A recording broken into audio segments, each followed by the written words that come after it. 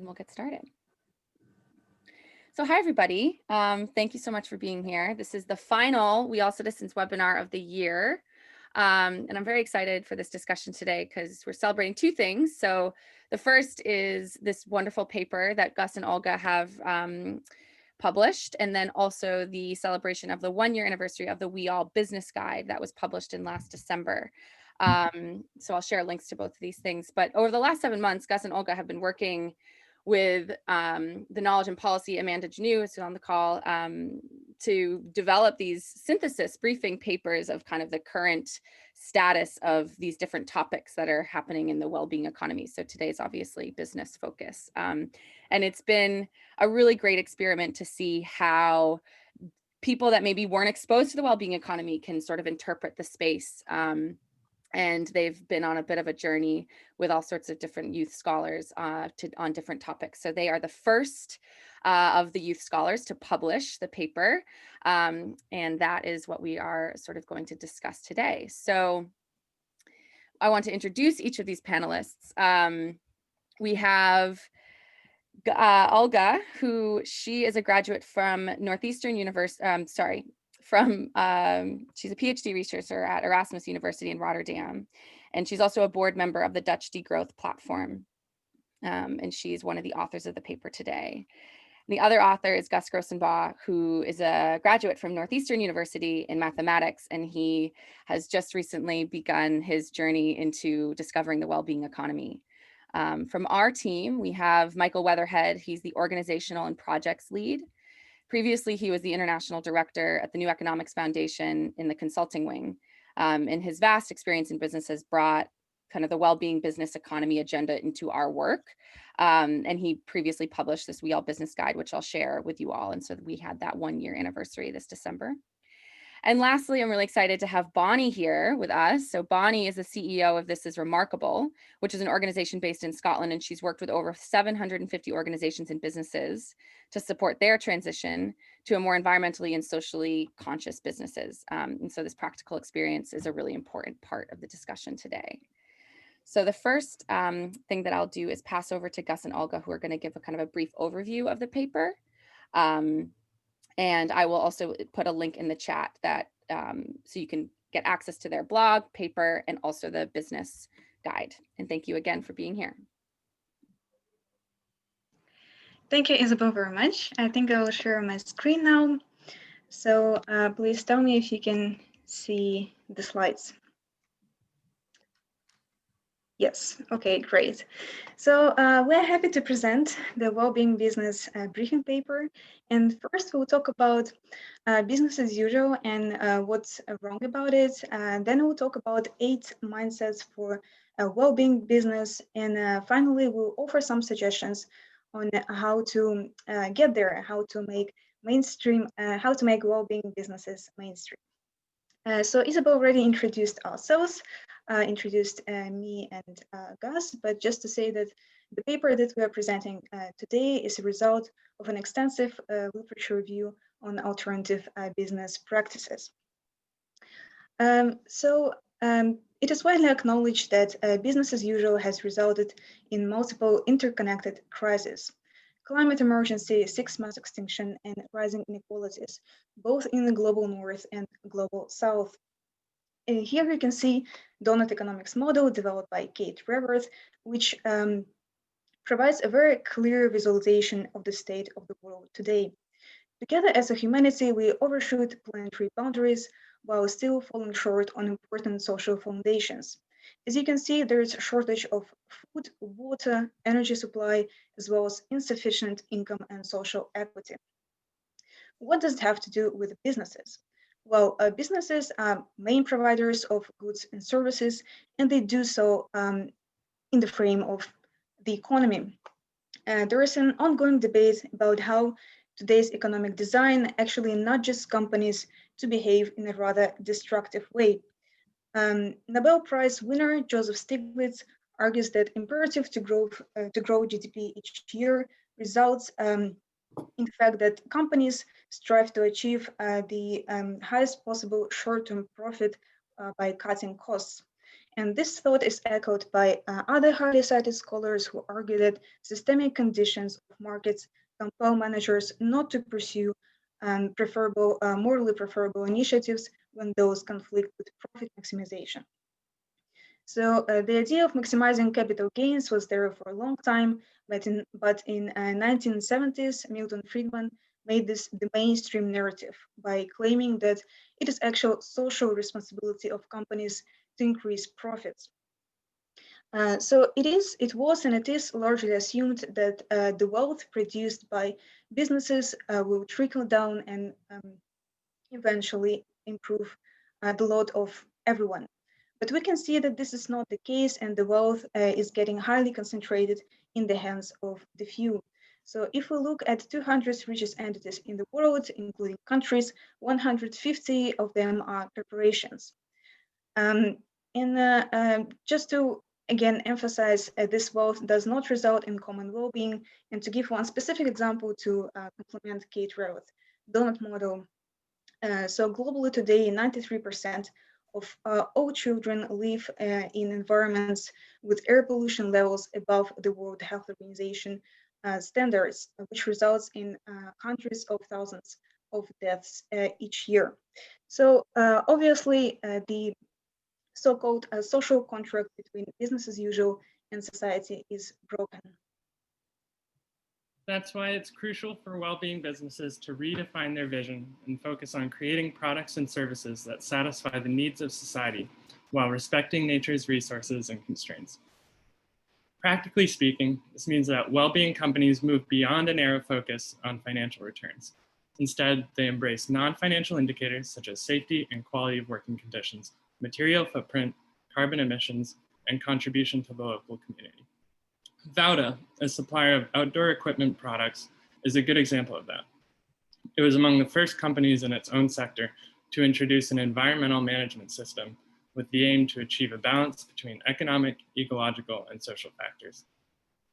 The second key mindset for well-being businesses is to make people an asset. As the COVID-19 crisis painfully reveals, many workers are not protected and struggle in precarious employment. In fact, in the last 20 years, about half of jobs created in countries in the OECD were non-standard jobs, such as temporary, part-time, or self-employed. In lower wage countries, short-term contracts, unsafe conditions, and uncompensated overtime are very common. Well-being businesses should and already prioritize dignifying work and ethical work conditions. Importantly, they give employees a voice within the company and empower them to participate in decision-making. The Durrani Indian Farming Cooperative is a business that has enacted these values for over 10 years now by uniting more than 2,000 small farmers and letting them gain control over production and the value chain, improving farmers' financial standing. The third mindset is about long-term thinking. Rather than being focused on short-term profitability, well-being businesses prioritize overall sustainability by considering prosperity of communities, availability of resources, and the effects of climate change. Fair Travel Tanzania, a nonprofit social enterprise, does that by offsetting carbon emissions locally, regenerating local ecosystems, and reinvesting in education of farmers. Yeah, and this mindset is closely linked to localizing production and internalizing externalities. So about a fifth of all carbon emissions have come from multinational corporations and their suppliers. However, those are not being held responsible for their leading role in climate change. This is how negative externalities work, allowing companies to increase profits while shifting costs. Well-being businesses, on the contrary, avoid, reduce, or pay for environmental and social harm. They can do so by introducing internal carbon price or by following precautionary principle. It means that companies choose not to do an activity that is believed to threaten human well-being and the environment until proven otherwise. Localizing production is also crucial as businesses with global supply chains can operate and often operate with little investment in and connection to communities. So by striving to localize energy sources, financial sources, as well as distribution, companies become much more embedded in their context. This can lead to blurring between production and consumption, so-called presumption. And this presumption has many environmental and social benefits. Just to name a few, there's greater potential for remanufacturing, less pre-consumer waste, and a greater community empowerment. So Selca, a rural energy service company in India, practices presumption by treating customers not as passive consumers, but as innovators and partners. Together, they develop solutions that are really tailored to the needs of local community. Overproduction of waste comes not just from the disconnect between producers and consumers, but also from the currently dominating linear production system, or the so-called take, make, dispose logic. In North America alone, over 300 million personal computers are discarded each year, resulting in significant environmental damage from lead and mercury. The circular production model aims to design out waste and pollution, reduce material and energy throughput, and importantly, reduce demand for products and services by influencing and mitigating consumption choices. Patagonia is one of these companies that has realized that we already live in a world of too much stuff and has taken a sufficiency approach for its business model. In 2011, they ran an ad campaign with the slogan, "Don't buy this jacket." Not only does the company discourage consuming new products, even their own, it will fix any Patagonia garment and has invested in developing secondary peer-to-peer markets for their used goods. One of the last mindsets that we talk about in the paper is transparency and accountability. Corporate executives usually say that supply chain complexity is the greatest hurdle to corporate responsibility. Well-being businesses face this challenge and intentionally disclose data about environmental, social, and economic performance, not only for their headquarter operations, but also for the entire supply chain. For example, companies that voluntarily adopt certification schemes, such as the Common Good Matrix or a B Corp certification, set a race to the top, creating performance and transparency standards. And finally, the last, the 8th mindset, is about embracing diversity. So market rules define what forms of economic instruments are trustworthy or credible. Usually there's private banking for finance, wages for labor, and private property for ownership. However, if you imagine the economy as an iceberg, those are only the tip of it, so-called formal economy. That is accounted for in GDP. But underneath the water, there are many other not less credible and not less trustworthy forms of economic relations. They include worker cooperatives, alternative currencies, barter, open source, open access resources, volunteer or home-based labor. Such diversity relies on values of collaboration, solidarity, care, wider belonging. One example that represents this diversity is Smithville Market or Reverse Supermarket in France. So people donate their objects or materials that they no longer need, and they can take whatever objects they want from this market completely for free. So in 1 year, more than 1,000 tons of products have been exchanged rather than thrown away, thanks to this specific market. But as we mentioned before in the beginning, it is important to acknowledge wider structural conditions that need to be adjusted to support well-being companies and create momentum for transformative change. This can happen from top down, by introduction of various policies. Those could be higher taxes on resources and lower taxes on labor, green public procurement, strong social and environmental provisions in trade agreements. But the change can also happen from bottom up by collaboration of different networks with complementary ideas. So Economy for the Common Good, Donut Economy Action Lab, a blueprint for a better business, B Corps, Re-Economy Project, Systema B, Transition Towns, and many others are there to connect businesses and communities. So we highly encourage you to check them out, maybe get in contact with them. So here on our last slide, you can see an infographic that sums up all key mindsets of business as usual and well-being business that we're talking about. And on this note, I would like to thank you and give the floor back to Isabel. Thank you so much. So if you want to actually just stop sharing your screen, yep, perfect, awesome. Great, so I want to also introduce our other two panelists. So I'm going to give Michael the floor for just a quick introduction to sort of his work and experience, and then I'll pass over to Bonnie, and then we'll get the discussion started. Michael. Great. Okay. You can hear me okay? Yeah? Great. Okay, good. Thanks very much, Isabel. Thank you, Gus and Olga. As Isabel mentioned at the beginning of the webinar, a year ago, we published The Business of Wellbeing, which is a guide to the alternatives of mainstream business. And really it was a guide designed for small and medium-sized business owners, designed to educate, inspire, and signpost to solution providers across a range of dimensions important for business: purpose, leadership, product innovation, community, etc.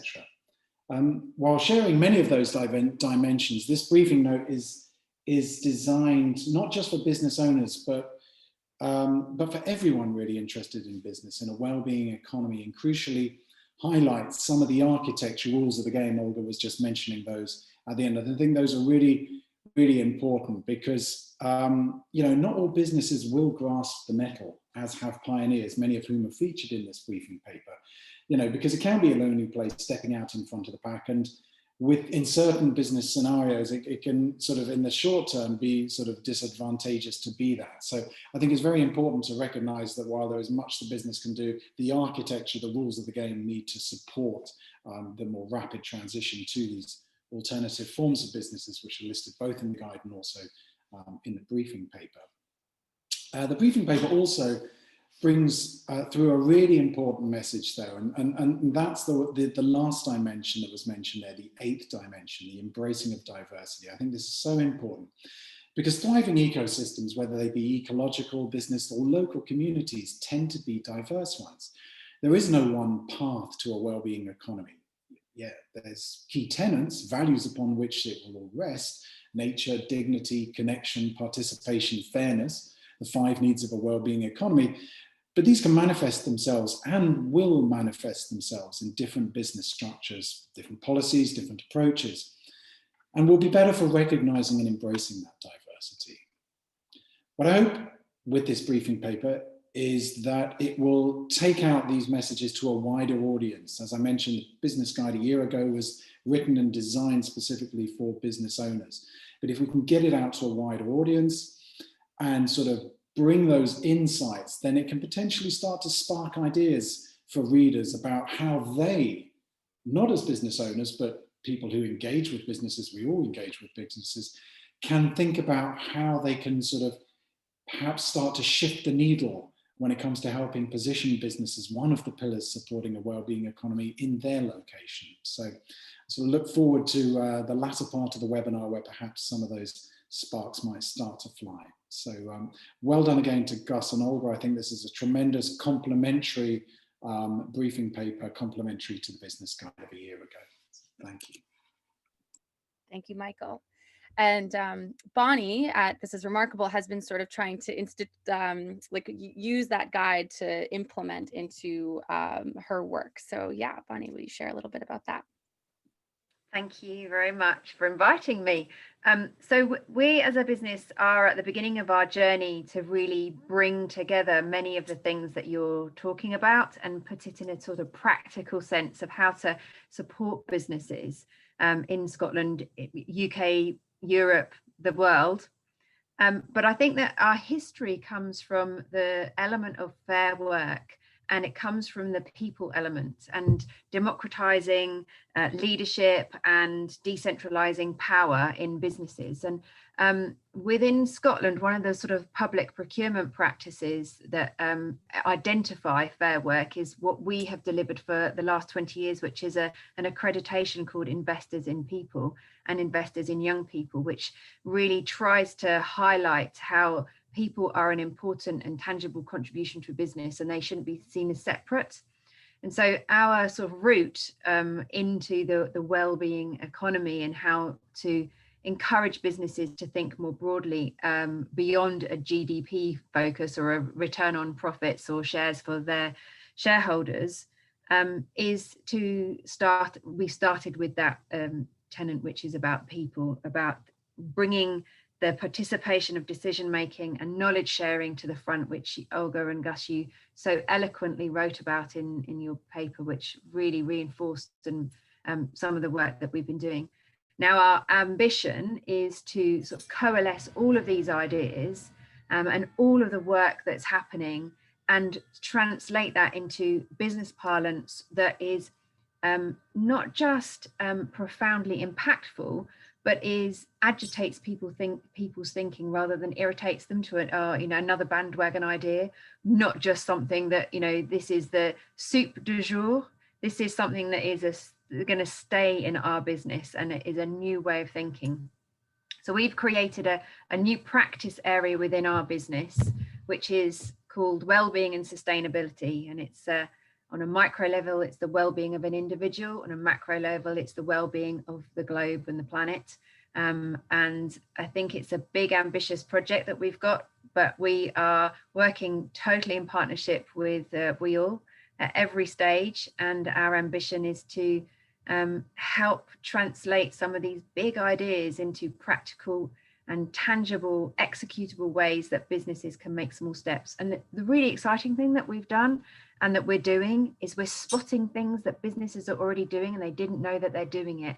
And all of a sudden they're in the tent because they're part of the movement, they're part of the thinking, rather than feeling that they're outside it and it's the domain of ecological warriors or people that are cleverer than them or policymakers, that all of a sudden they're part of the solution because they're already doing it and they didn't know they're doing it. And so that's very exciting for us. Thank you, Bonnie. Great. So now we're going to transition. I'm going to launch a poll very quickly because we just want to get a feel for the interests of the group today. So if you want to quickly fill out that poll, and that can kind of set a little bit of a tone. But then just to give a little bit of housekeeping for the webinar. So what I'd like to do is, if you have a question, I'd love to open the mic so that you can ask that question. And if you have a question, you can go ahead and put a star into the chat. And then just, I like to use like plus signs if you agree, or you're if you're in line with whatever's being said, or a minus sign if you kind of disagree, or there's still some questions there. So it looks like people as an asset is a very popular, was voted. Long-term mindsets, internalizing externalities, are the top votes here. So that's good to know. Does anyone want to start? I think actually, let me go to the chat because I saw that. Bob, do you want to open your mic and ask the question about redefining the vision versus purpose? Yeah, first of all, the paper's great. A really succinct way of describing what we're trying to get all businesses to embrace, and it's a great addition to the discussion. Language is so important in all of these efforts, in conversations with each other and also with the folks we're trying to engage in this that aren't there yet. And this word purpose is getting a lot of traction these days in the business community, and encouragement that a multi-stakeholder purpose be embraced by organizations as opposed to a shareholder primacy purpose. Purpose pops up a couple of times in the paper, but when you talk about focusing on a vision rather than the purpose, I'm wondering if that was more deliberate than just sort of semantics. Yeah, I can answer that one. It's a very good point. Thank you. And maybe sometimes it's important to be consistent, but we indeed purposefully chose vision rather than purpose, because vision is much larger than purpose. When you have a purpose, you can get too narrow, focusing on just one indicator on financial returns or carbon emissions or whatever your indicator is, but then you can get too narrow, focusing on this specific purpose. And when I talk about vision, it's more about really looking at the system as a whole, right? And trying to expand the horizons and see maybe what's new out there on how a business is connected to different systems, to different cosmologies, even if we talk about degrowth or BNV or Ubuntu. It's not just one way of seeing the world. So that's why we were talking about vision as a more holistic understanding of the place of business in. Wow, fascinating. It just reminds me of how challenging it is to use terminology or labels the same way. What you just described is quite different from what I think of as a vision and what I think of as a purpose, but it's a good reminder that as we have these discussions that we don't end up having parallel conversations about the same thing. Anyway, thank you for that. Great. I'm going to call on Daniel if you feel comfortable to ask the question that you wrote in the chat live. Sure. Hi. Sorry, it was a bit of a long question, but to me, I on the one hand, I really like that last slide with kind of going from, I think it was like linear production to circular production and short-term mindset to long-term mindset. But as I'm kind of engaging also with some discussions with people in kind of companies that I probably wouldn't have talked to like during my activist years, I feel like they're taking a lot of that and trying also to apply it. I don't think that anyone in an HR company in, you know, like a big evil company would, you know, like kind of say like, oh yeah, we look at people as, you know, like a cost and not as an asset. They're all exploring like, how can we become more circular? At least, you know, they're paying some form of lip service to it, if not actually putting some kind of resources towards that. And I was just wondering whether for you, what that means. Does that mean that these companies are on their way to becoming well-being driven businesses, or can they ever be well-being businesses, well-being driven businesses? Is there something structurally maybe about them that's kind of a hunch that I have, that kind of by the role that they play and by the legal organization that they form and impact the world, that there is something still that is missing, that they cannot, or they cannot really play this role of a well-being driven business.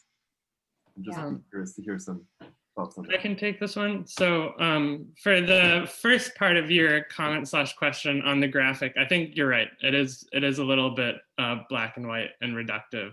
And I think oftentimes memes and things that are meant to be widely shared, like, don't successfully incorporate like all of the ideas that are part of them, and they're still worth sharing anyways, maybe. And then to the second part, things like companies like Nestle or BlackRock, you're right, like an HR company is never going to like not say that they do these things when they're aware that people respond to them.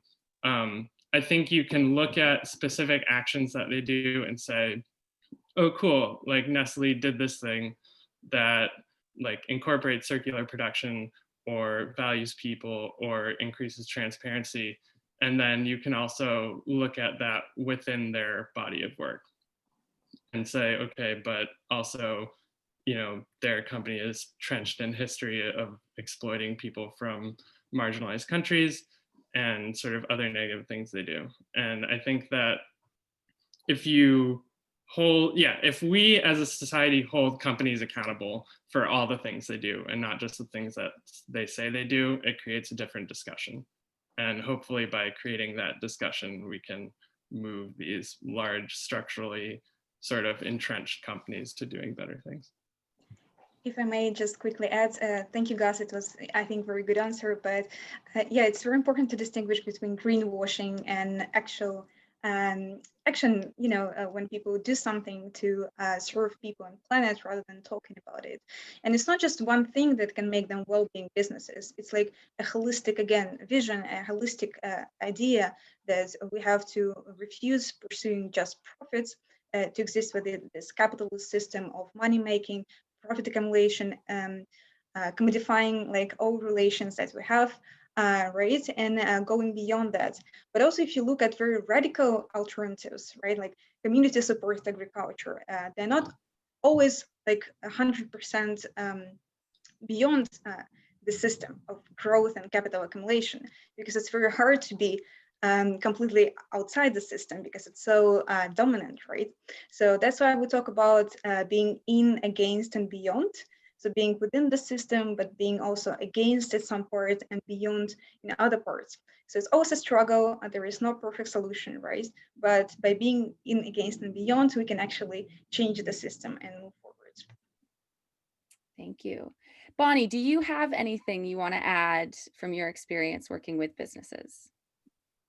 Well, there was another question, I think, that was it Bob was asking about some of the practices that that we might do.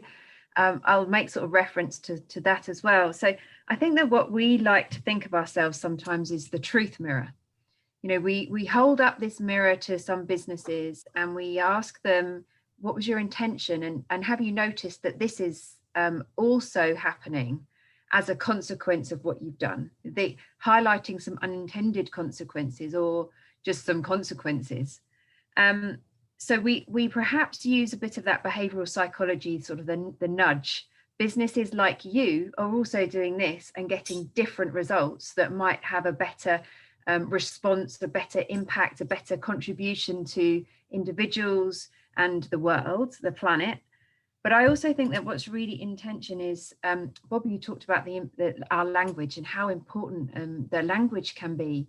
And so what we really try and help leaders in businesses is understand the impact of their language that it can have in terms of opening up the possibility for other people to come with ideas that positively contribute to the future sustainable success of their organizations. It's a big mouthful that was, but it's about harnessing diversity of thought. Leaders do not have the monopoly on good ideas. And once we can sort of break down those sort of the segments and the hierarchy, then business leaders can start becoming a bit more comfortable with the fact that they don't have to have all the answers, and that we can galvanize the spirit of people around them who have other good ideas. So there's a lot in there that I could spend 2 days doing a workshop on, and very happy to do so if anyone's interested. But really, you know, the nudge psychology of highlighting the case studies, which Olga and Gus, you've done so brilliantly in the work that you've done. Those little case studies, I can see that other businesses are thinking to themselves, oh, I do something a little bit like that, so maybe I could do more. And that all of a sudden, the aggregate of incremental change can be quite powerful. And we need to accelerate that. We need to be the accelerant, because we need to be the agitators to the conversation in the business world, and reminders businesses like you can do stuff. Holding that truth mirror up and encouraging leaders to let the voice of the whole of their, you know, their citizen population, employee population, come to the table with practical ideas that are going to change the way that they work for the better. Brilliant. Thank you, Bonnie. Thomas, I'm going to ask you to open your mic, and I think this is a great question for Michael. Thanks a lot. I don't want to move so far away from the paper, which I really liked in the presentation. I'm always struggling a lot with the structural surrounding of business.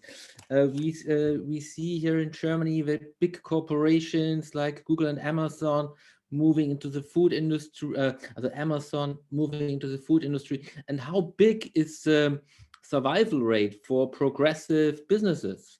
At the moment in our campaign for a human rights code of conduct, Chibo, one of the big German retail suppliers, is saying we have to stop our sustainable business line if we're not getting a legal rule on human rights due diligence. So how big you see the structural surroundings? There was already a little bit of answer, but how big you see the success rate of the progressive things, and how much we have to change structural surrounding of business?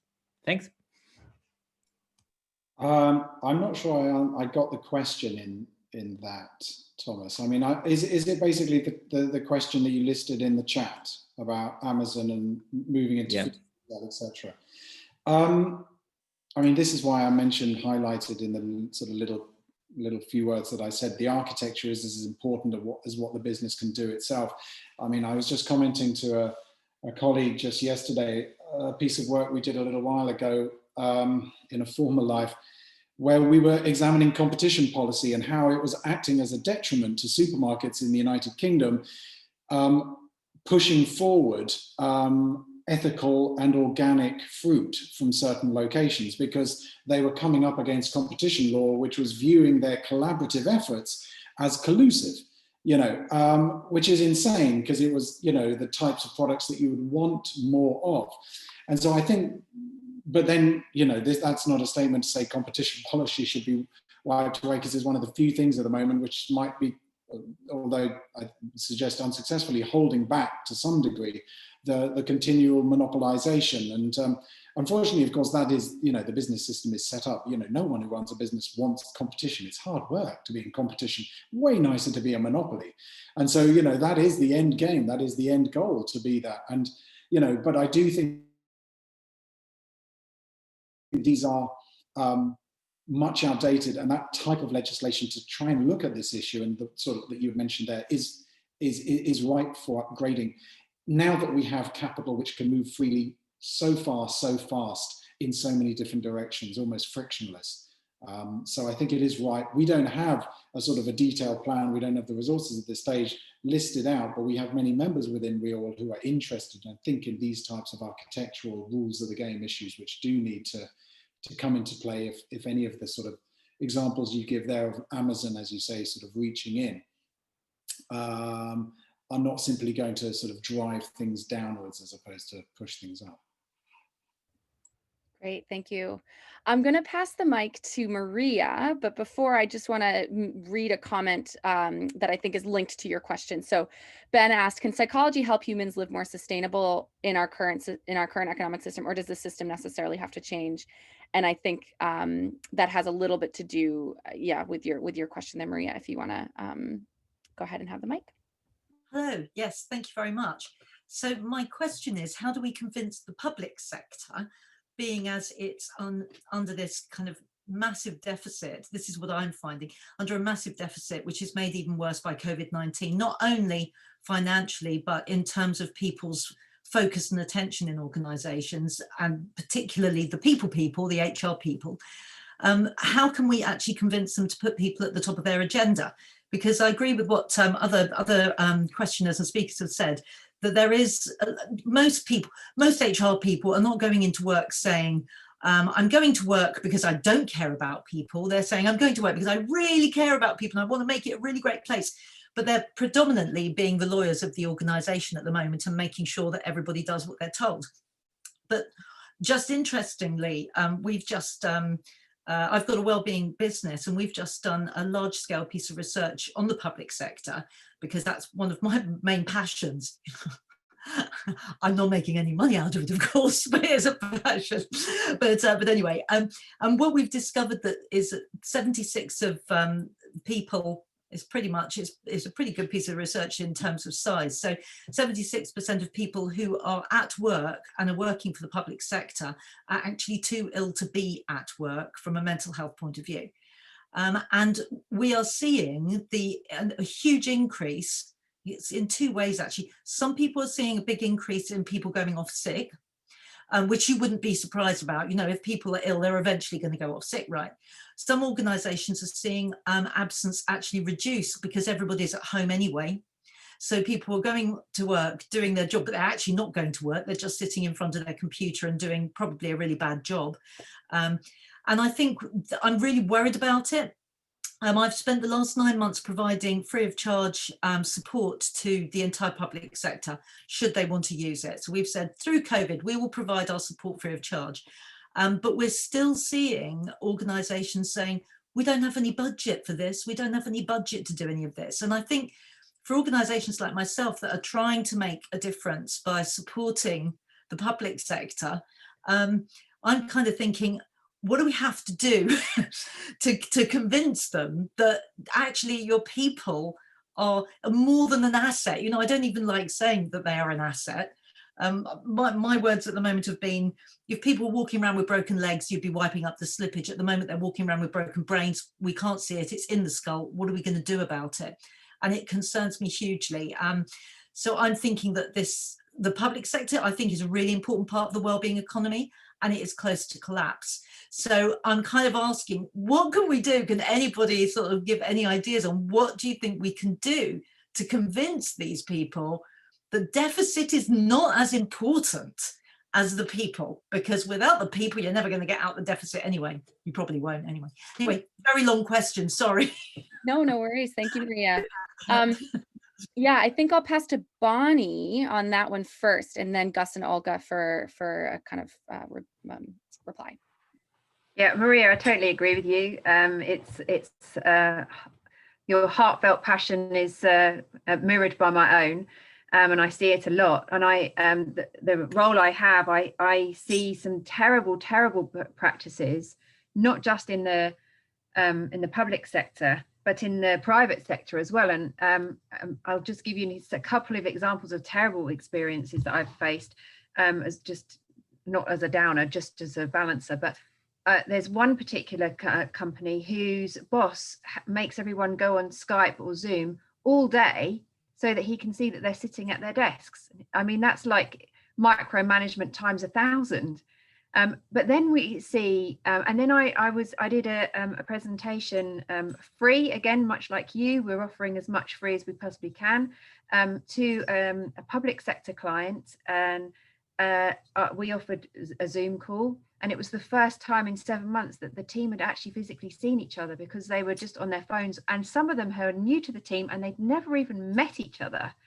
So we have extremes of some uncomfortable practice, but then we have some joyous things as well that I've experienced. And I think that when you're just on one end, you forget that there is another end, another side. And I worked with a really large financial organization, and we did again some talks on the science of kindness, and we did that throughout the organization. And the really great thing was that they were prepared to pay for it, which is a shocker. The interesting thing there was that the leadership team of this particular financial organization came to those talks, and as a result have put more money into the support and the well-being support of their people. And I think that goes back to what I was saying earlier, and I know that I spotted in the chat about nudging. Yes, you're right. Is nudging enough?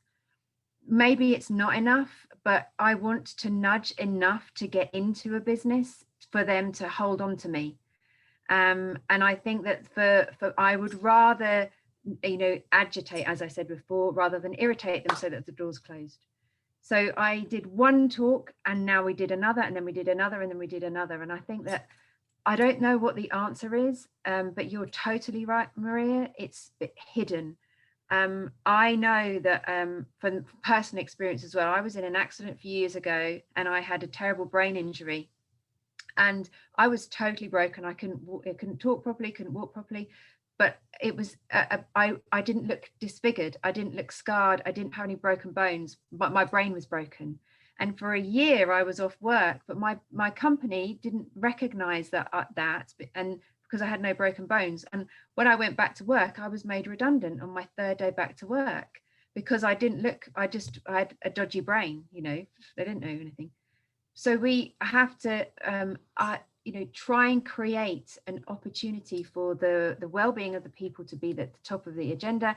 And I am literally like a broken record. I'm talking about it to every single one of our clients. The good thing is that more and more people are looking to those well-being services. So the answer is just social media it, we talk about it, we encourage people, and then we tell them the good news stories that are the business case studies as often as possible for the benefit of the business, for the benefit of the organization, and try and repeat that mantra as much as possible. I don't have the panacea to solve the problems, but you know what? In Pandora's box, there was also hope. We have to hold on to that. Can I add also a reflection, just a quick one? I think that's why we were talking about, all this crisis in the beginning and about policies in the end, because there are also like systemic issues to that, right? Businesses can't change the system alone, or they can't provide good salaries or ethical conditions if there are structural constraints.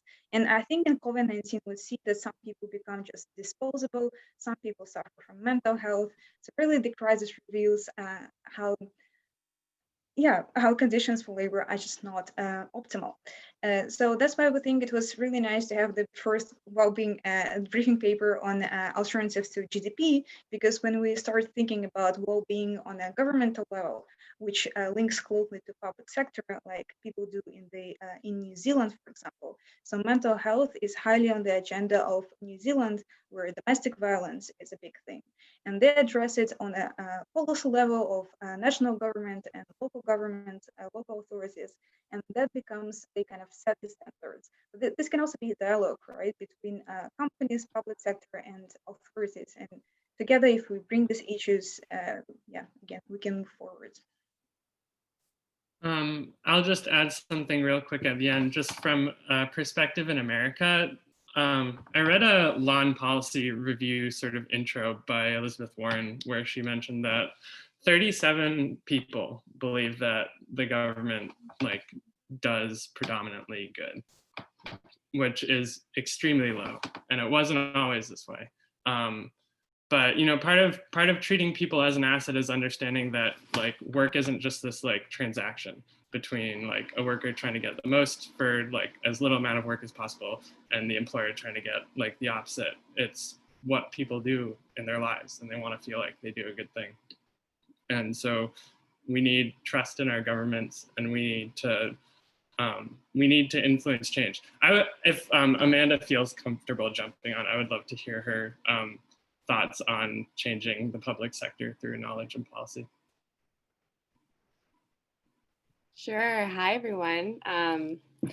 Yes, I'm Amanda. I'm the knowledge and policy lead, and I work quite a lot in policy sort of reform and these areas.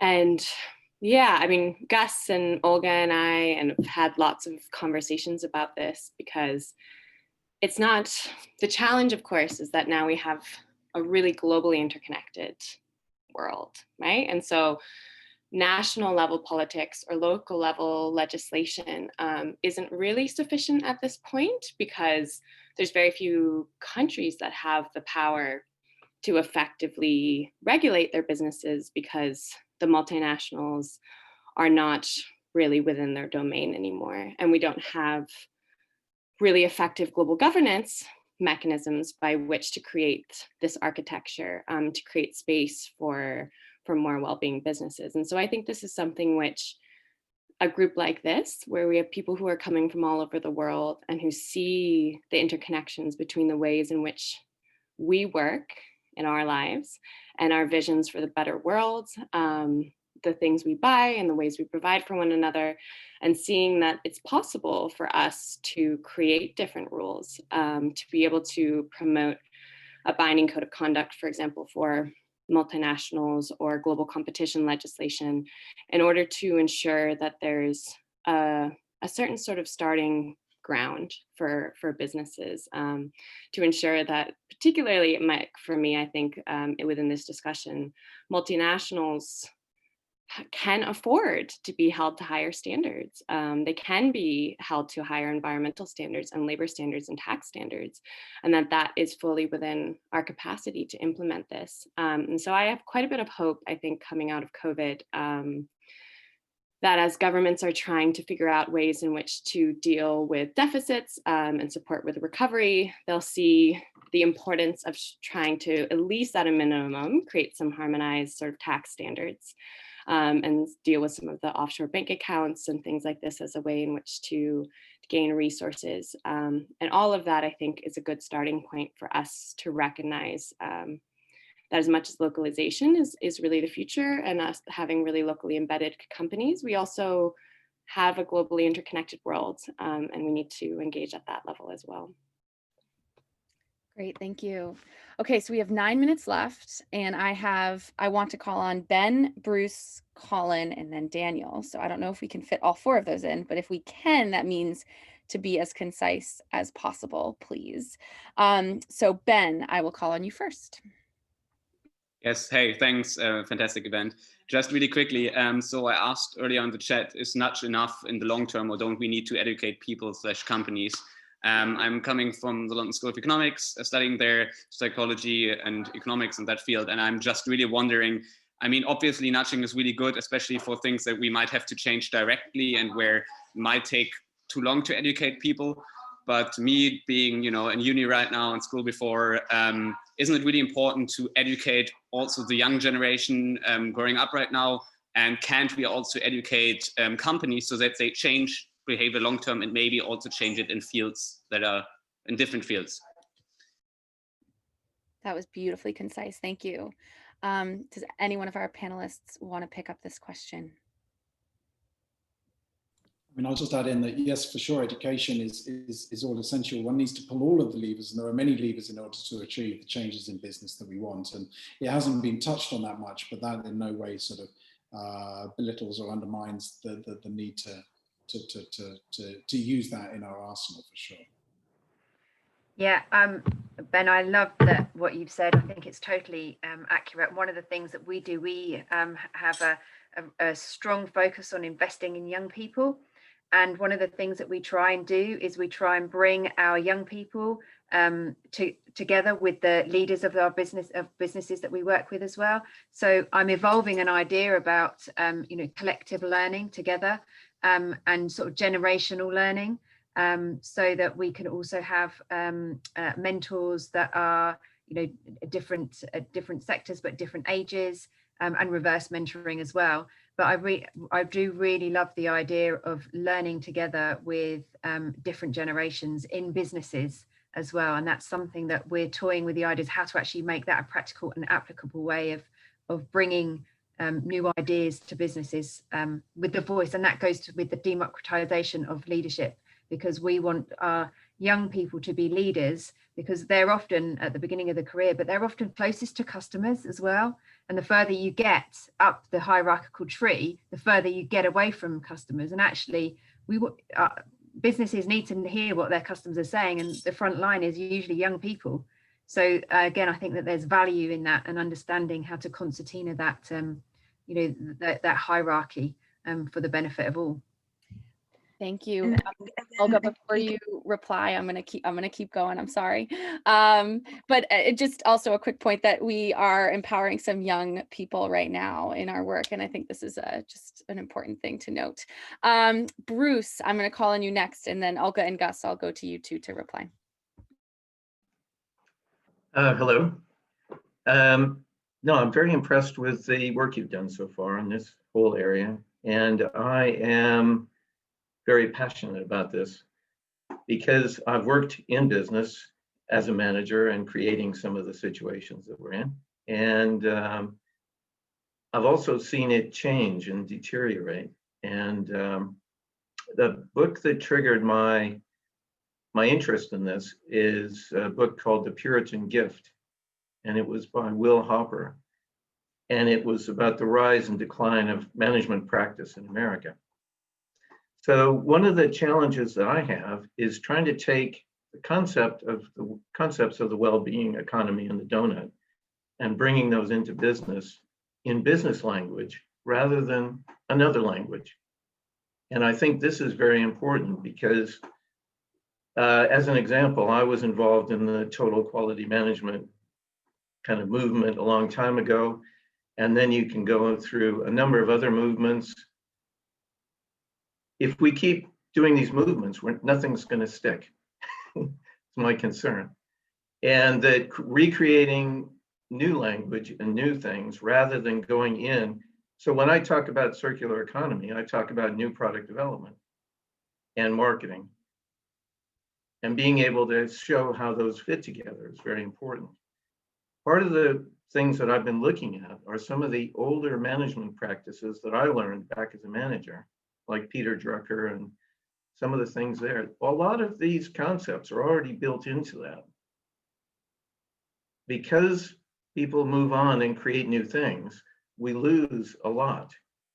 And part of what I think we can do is bring out some of the things that were there as the basis for these practices.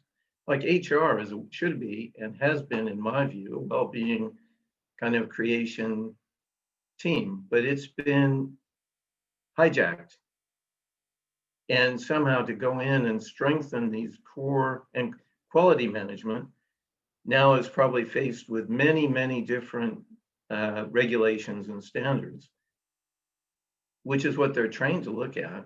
But we don't integrate them and create them, bring them all together in a in a different way. And I've seen this transform in a couple of ways, but it's trying to change from the inside in the language of the inside, which I think is really important. I'm happy to help if there's an interest in looking at this. The other point I'd like to make is that I use the donut model quite a bit, but the one that I think addresses the things we're talking about here is the embedded economy model, which is in Kate's book. And I've been building on that one. And that's really quite powerful because it puts government and business and finance and the household all together. And I think that there are some very interesting alternative ways of bringing some of these concepts into business. That's my comment. With just 2 minutes, so I'm going to pass. Gus, do you want to comment, and then Olga to reply, and then we'll go to Amanda to sort of give a wrap. Sure. I'll comment really quickly. I think, you're completely right that every so often people just kind of shift because they're trying to insert new ideas into a space, and you kind of overload the space with ideas. Something that Rutger Hofstra talked about in his presentation about Beyond GDP is we need to have like one or two. We need to stop coming up with new ones. And so I think that's completely right.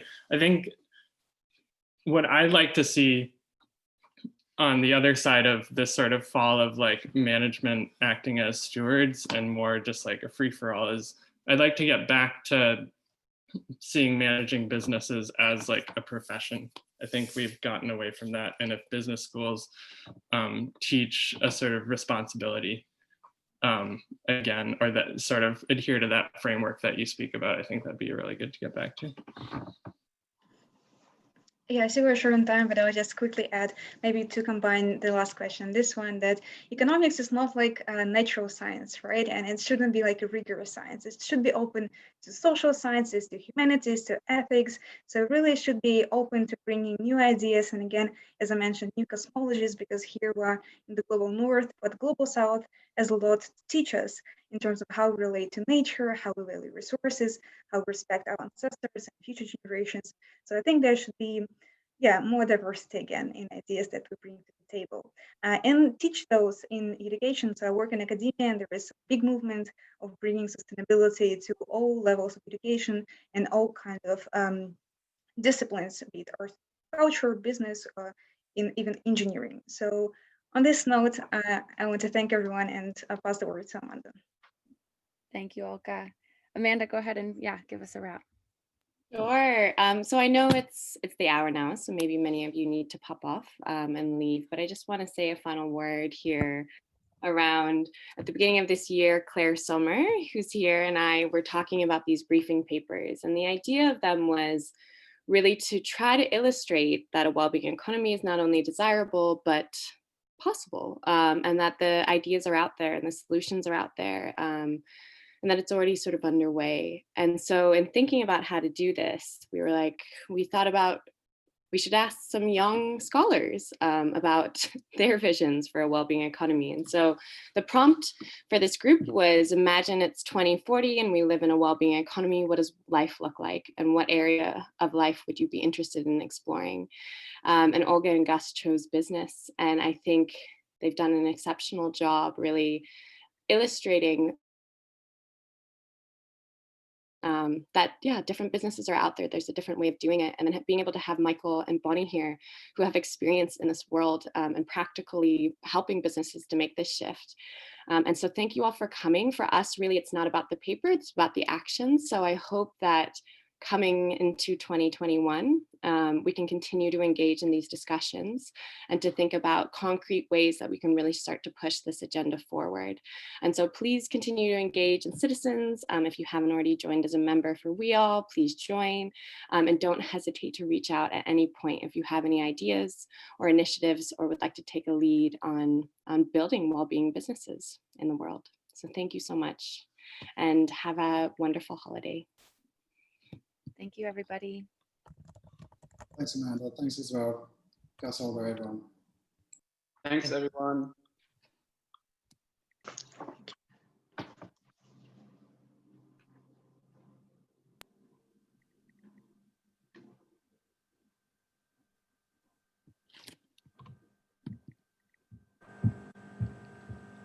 Good job. That was so good. Hey, that was That really good. Good job. You guys did amazing. Yeah, you're fielding of questions.